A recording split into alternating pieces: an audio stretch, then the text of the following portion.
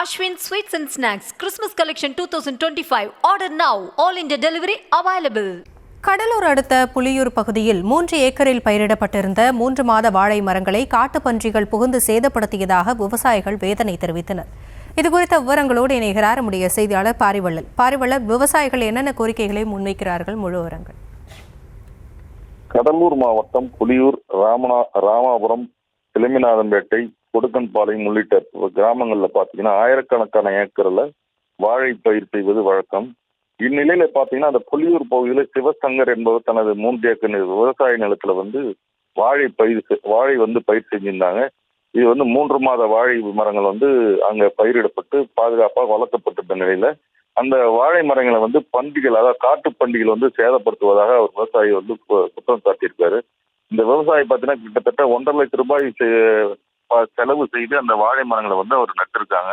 அது மட்டும் இல்லாம இந்த பகுதிகளை மட்டும் இல்லாம சிலம்பிநாதன்பேட்டை, கொடுக்கன்பாளையம் உள்ளிட்ட பல்வேறு பகுதியில் அதிக அளவில் விவசாயிகள் வாழையை தான் பயிரிடுவாங்க. அது மட்டும் இல்லாம மணிலா, முந்திரி, கரும்பு உள்ளிட்ட பயிர்களும் அவங்க பயிர் வச்சு அதை பாதுகாத்துட்டு இருக்காங்க.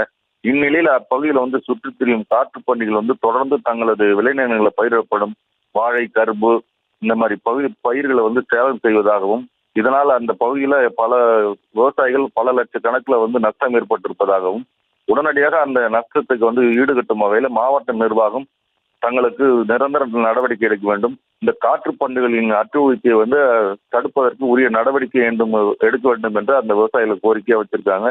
தொடர்ந்து இதனால அவர்களுடைய வாழ்வாதாரம் பாதிக்கப்படுவதாக அவர்கள் வேதனையுடன் தெரிவித்திருக்காங்க.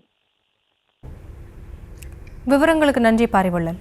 Ashwin Sweets and Snacks Christmas Collection 2025. Order now. All India delivery available.